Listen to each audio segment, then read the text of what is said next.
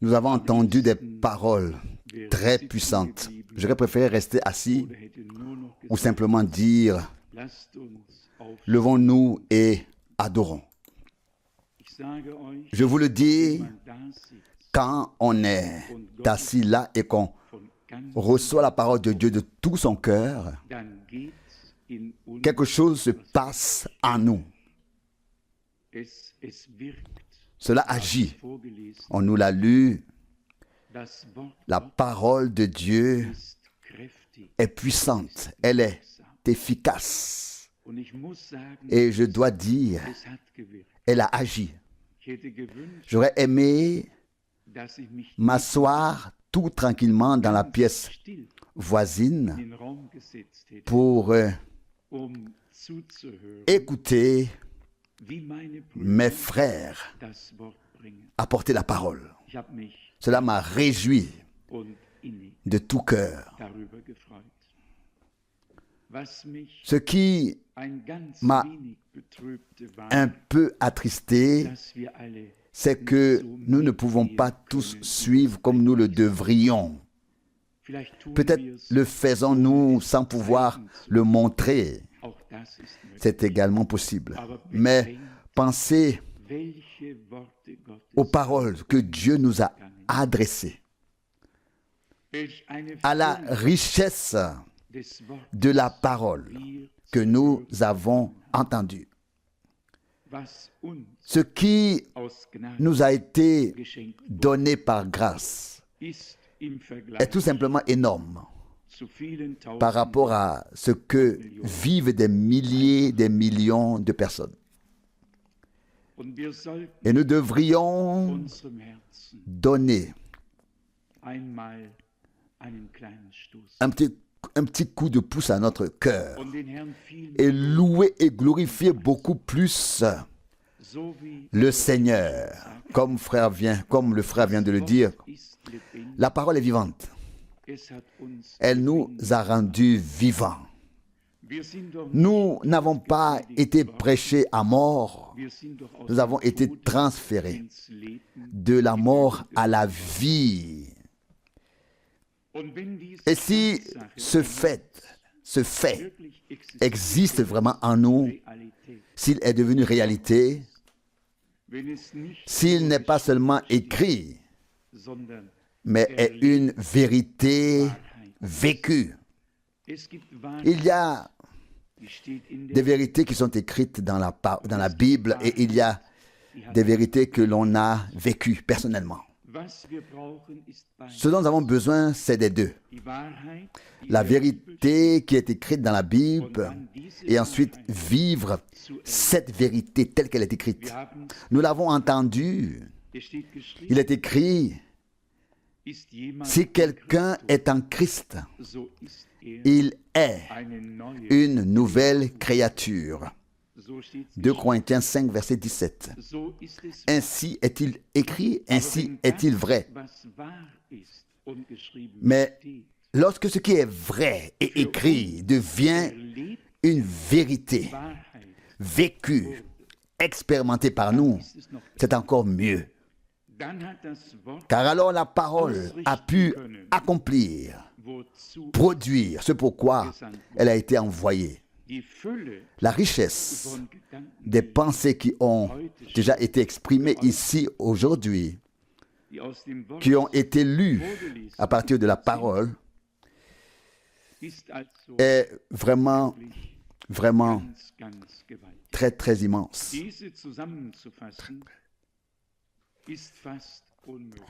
Il est presque impossible de les résumer, mais je vais être bref, car je n'avais pas prévu d'être ici ce soir, mais chaque fois que je le peux, c'est ma conviction, j'appartiens à la parole de Dieu et à m'asseoir sous son écoute. Et je crois que toute personne qui porte en elle la crainte de Dieu saura ce qui est convenable. 1 heure dans les parvis de Dieu vaut mieux que 1000 autres ailleurs. Psaume 84, verset 11. Et lorsque nous entrons dans son sanctuaire, nous le faisons avec un désir profond de rencontrer le Seigneur. Et il nous rencontre dans sa parole. La pensée que Dieu fait toutes choses nouvelles aboutit alors au nouveau ciel, à la nouvelle terre, à la nouvelle Jérusalem. Lorsque nous lisons Apocalypse 21, le premier verset parle immédiatement du nouveau ciel et de la nouvelle terre. Si nous continuons à lire, il est dit, viens, je te montrerai l'épouse de l'agneau ou la nouvelle Jérusalem, et voici, il vit l'épouse. L'épouse est la nouvelle création divine, et elle sera dans la nouvelle Jérusalem. C'est notre patrie. Paul l'explique dans l'épître aux Galates. La Jérusalem d'ici conduit à l'esclavage. La Jérusalem d'en haut est la libre, elle est notre mère à tous. Les pensées de Dieu qui nous ont été données, révélées et communiquées dans la parole sont nombreuses et puissantes.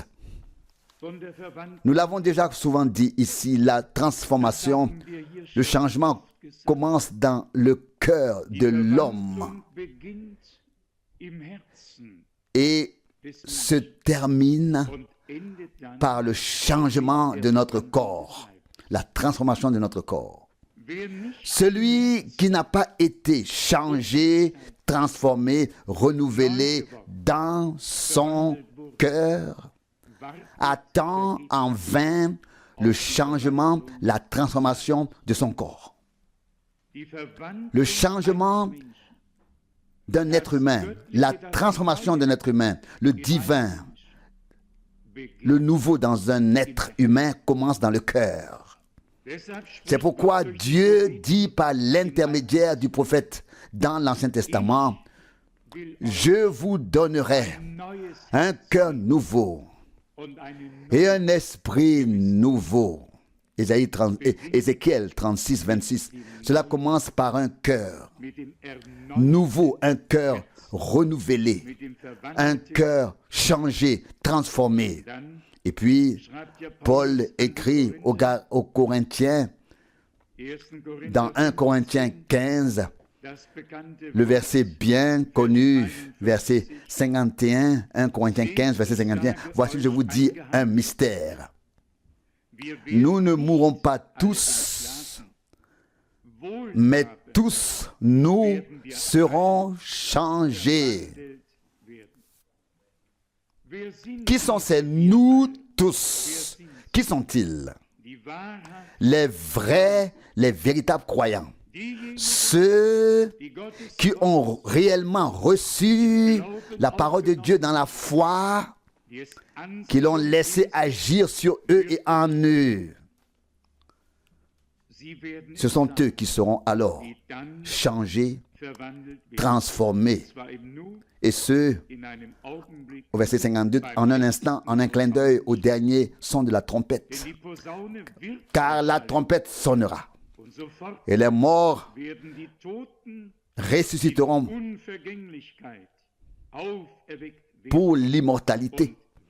Et nous serons transformés. On nous a lu que le ciel sera transformé, qu'il sera roulé comme un voile. Mais nous devons aussi être changés, transformés. Et cela dans notre cœur. Le changement commence dans ton âme et dans la mienne, par une nouvelle vie que nous recevons de Dieu. Nous reviendrons brièvement sur les autres passages dans un instant. Je crois avoir lu tout à l'heure un verset de Marc, chapitre 4, si je ne me trompe pas, Marc chapitre 4. Il est écrit au verset 33 et 34, Marc chapitre 4, verset 33 et 34, verset 33, Jésus leur annonçait la parole dans beaucoup de paraboles, selon qu'ils étaient capables de comprendre. L'avons-nous entendu? Selon qu'ils étaient capables de comprendre. Le Seigneur n'a pas toujours tout dit à tout le monde. Selon ce qu'il pouvait recevoir, ce qu'il croyait, ce qu'il pourrait comprendre. À quoi cela sert-il à un homme que le Seigneur lui parle pendant une journée entière s'il ne comprend pas? Le Seigneur parlait en parabole, nous le savons. Mais je m'intéressais ici au terme la parole. Je relis le verset puis le verset 34. Ensuite, je relis le verset 33. Jésus leur annonçait la parole dans beaucoup de paraboles selon qu'ils pouvaient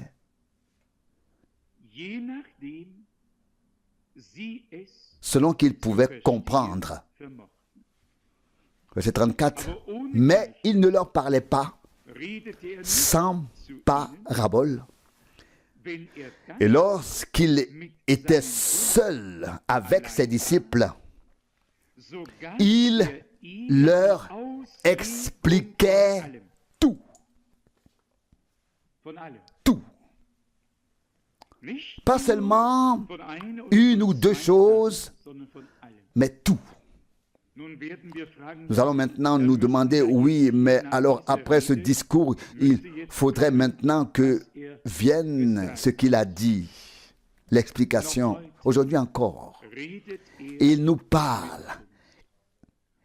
Et nous pouvons dire que ce n'est pas en parabole, mais il nous parle librement, ouvertement et clairement. Par révélation, par l'illumination de l'esprit, par la lumière qui est tombée sur la parole, car la lumière ou la parole elle-même est lumière, et nous remarquons immédiatement quand Dieu a quelque chose en vue pour un être humain. Si quelqu'un n'a aucun respect devant la parole de Dieu, comment Dieu pourrait-il lui parler? C'est impossible. Tout d'abord, l'homme doit avoir un respect divin, une crainte pour la parole de Dieu. Ce n'est qu'alors que la parole commence à se révéler à nous. Si nous n'avons pas de respect, et c'était le cas des scribes à l'époque. À ce sujet, je vais peut-être lire rapidement 3 versets de l'Évangile selon Jean, au chapitre 8. Je ne suis pas préparé pour cela, je suis simplement venu pour être ici.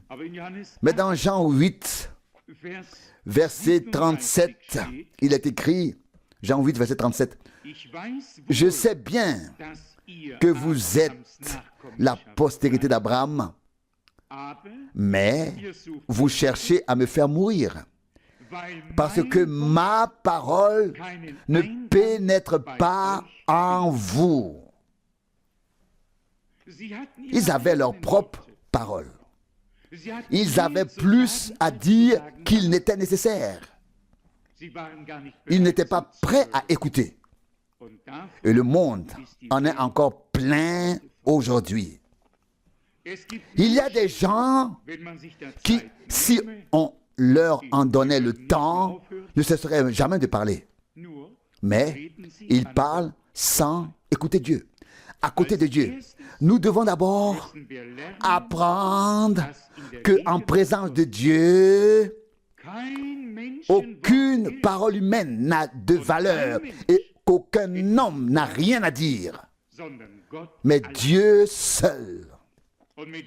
Et à partir de ce moment, le respect commence, la crainte commence, et le Seigneur ne se contentera pas de nous adresser sa parole.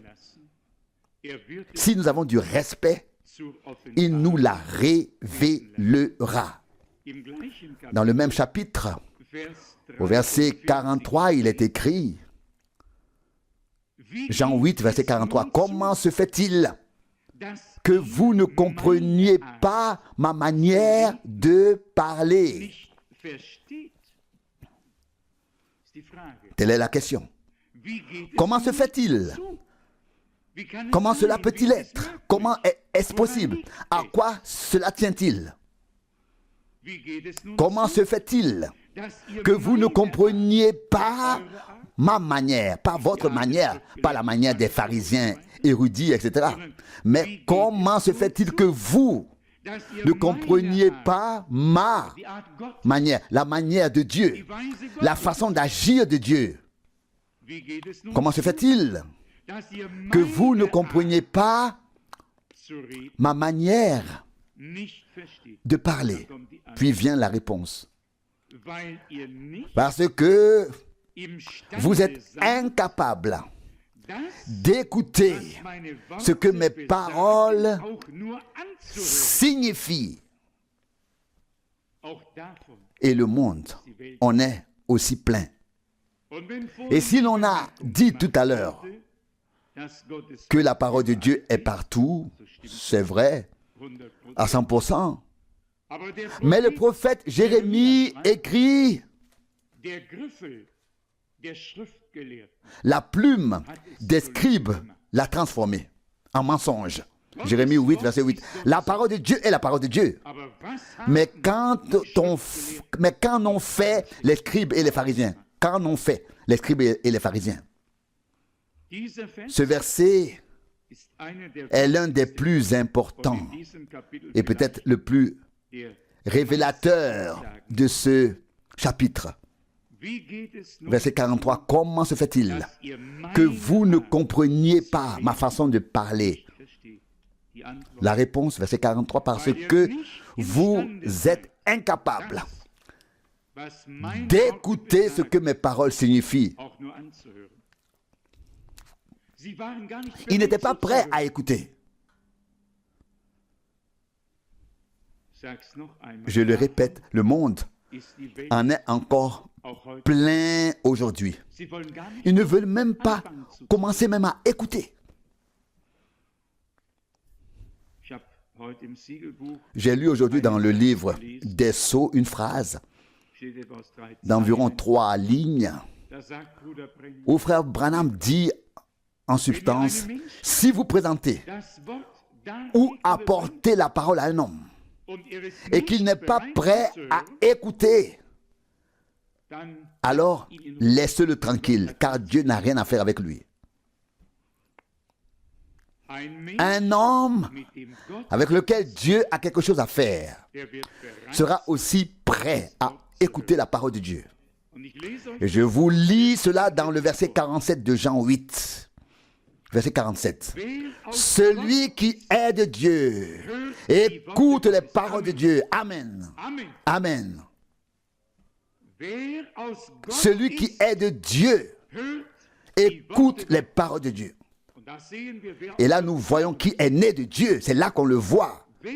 Celui qui est de Dieu, celui qui est vraiment né de Dieu, il entend les paroles de Dieu et y croit. Et la parole devient pour lui une révélation vivante.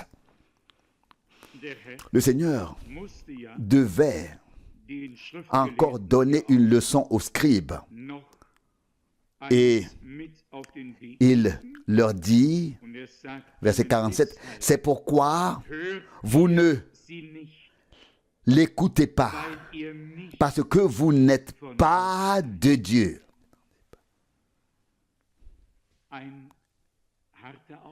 Une parole dure. Nous dirions, Seigneur bien-aimé, ce que tu as dit là était sans amour. Non. L'amour de Dieu et la vérité de Dieu, la véracité de Dieu vont de pair. Dieu ne peut pas faire de compromis. Tout en parlant d'amour, il ne peut pas simplement taper sur l'épaule des scribes et leur dire: ah, ce n'est pas si grave, vous, malgré tout, vous ne le voyez pas, mais continuez comme ça. Continuez comme ça. Ce n'est pas possible. La véracité de Dieu exige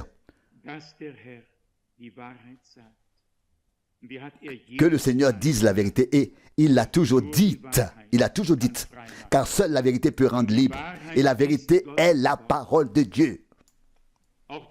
Ce verset est également très important. Celui qui est de Dieu, entre parenthèses, celui qui vient de Dieu. Vous savez, c'est exactement ce que cela signifie d'être fils ou fille de Dieu. Celui qui est engendré par Dieu, qui est né de Dieu, écoute la parole de Dieu. Puis il a regardé ses scribes et leur a dit: c'est pourquoi vous n'entendez pas, parce que vous n'êtes pas de Dieu. Mais mettez-vous maintenant à leur place. Des hommes qui ont lu la Torah, des hommes qui ont prêché la parole, qui ont enseigné le peuple, qui connaissaient les Écritures, et le Seigneur leur dit, après leur avoir confirmé qu'ils sont la postérité d'Abraham, et ensuite il dit: votre père, c'est le diable. Oui, qu'est-ce que cela signifie? D'un côté, la descendance d'Abraham, et de l'autre, votre père, c'est le diable. Et vous n'écoutez pas parce que vous n'êtes pas de Dieu. Ce sont des paroles. C'étaient des paroles qui nous ont transpercé le cœur comme nous l'avons lu. Mais elles étaient nécessaires et le sont encore aujourd'hui pour nous montrer que celui qui est réellement de Dieu écoute la parole de Dieu. Il ne s'y oppose pas, mais se soumet à Dieu et à sa parole et dit: parle, Seigneur. Ton serviteur écoute. Ou comme le dit Ésaïe, il écoute comme un disciple. Il écoute comme un disciple.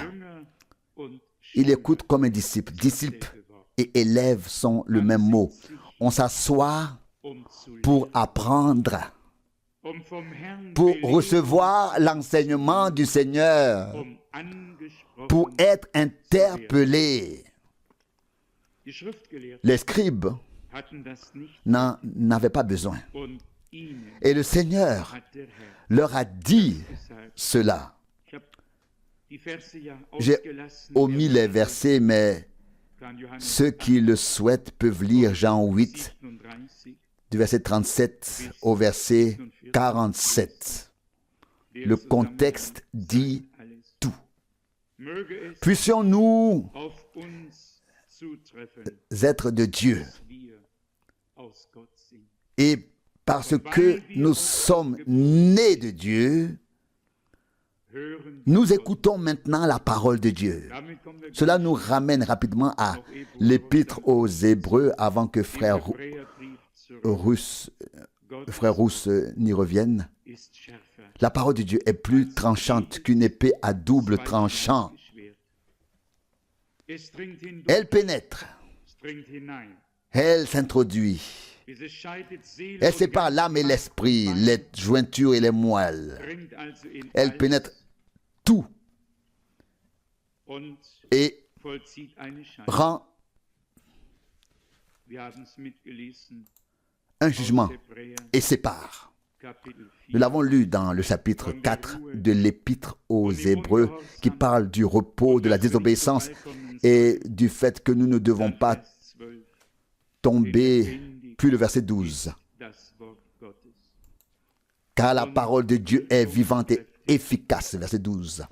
Hébreux 4, plus tranchante qu'une épée à double tranchant. Elle pénètre jusqu'à la séparation de l'âme et de l'esprit, des jointures et des moelles, et elle juge les sentiments et les pensées du cœur. Notre Seigneur a dit à l'époque, je ne juge personne, mais la parole que vous avez entendue vous jugera ce jour-là. Nous aussi, nous avons entendu la parole de Dieu dans toute sa plénitude. C'est la parole qui nous jugera. Ce sera la norme, le critère de notre jugement. Je ne reviendrai pas sur le chapitre 1, sur le premier chapitre, car cela dépasserait le cadre d'une étude biblique.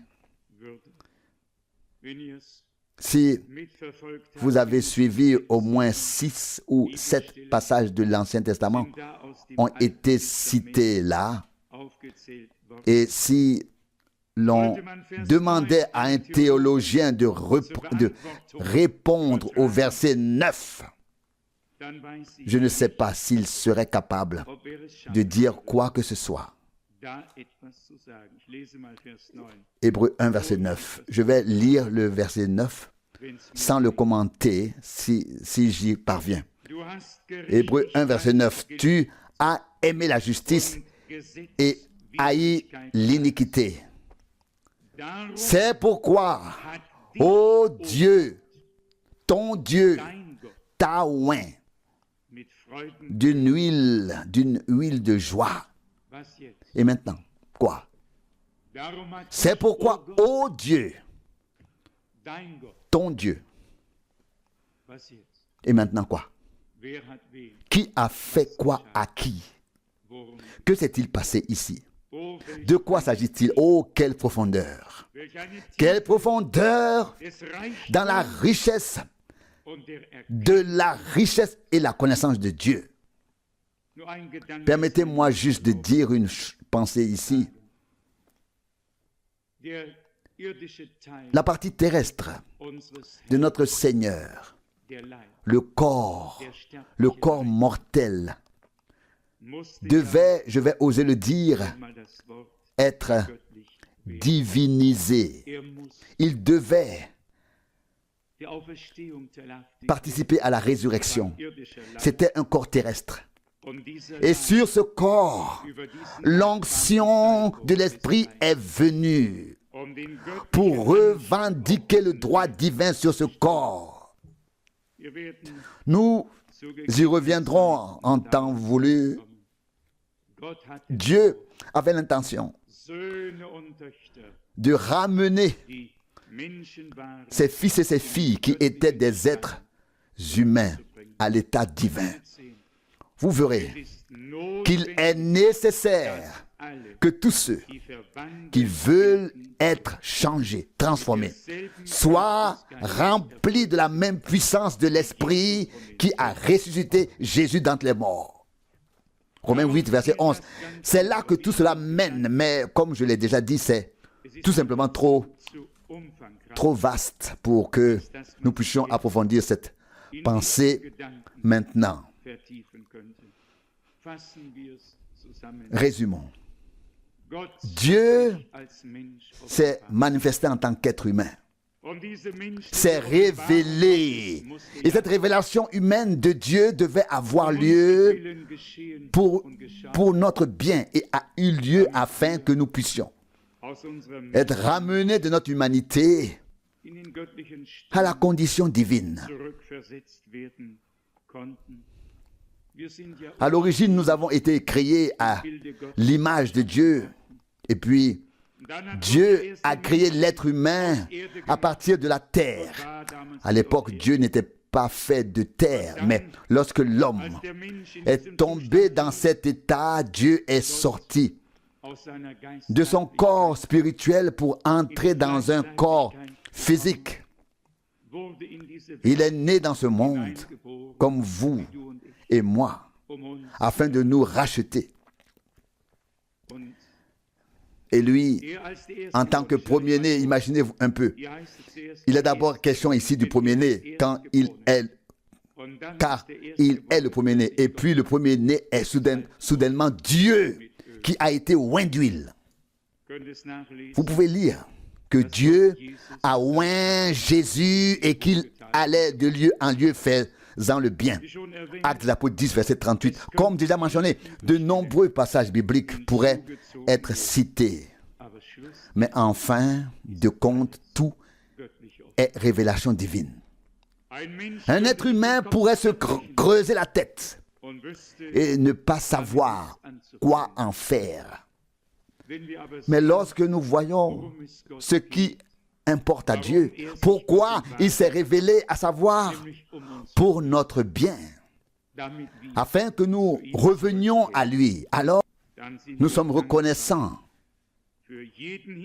pour chaque indication dans les Écritures, dans les Saintes Écritures, pour tous les liens. Nous le voyons comme le premier-né parmi de nombreux frères.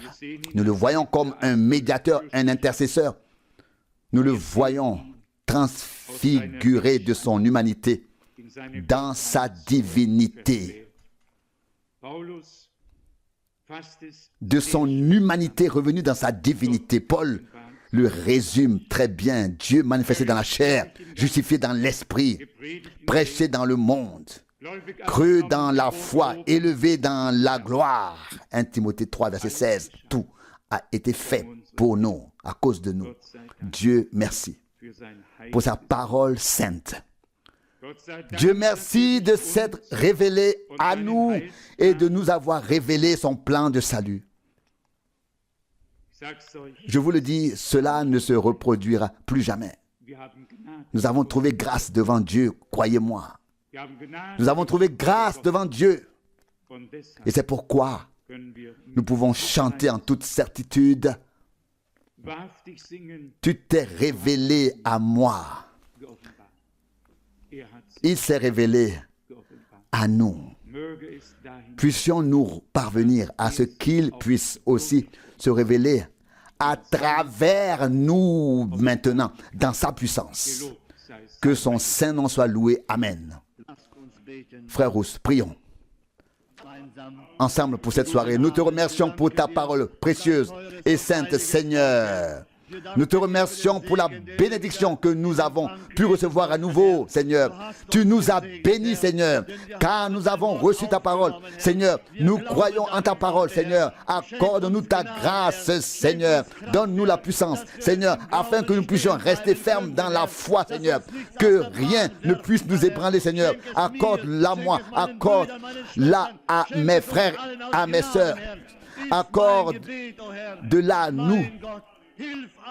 Accorde-la, nous, à tous, par ta grâce, Seigneur. Telle est ma prière au Seigneur, mon Dieu. Aide-nous, ton peuple, Seigneur.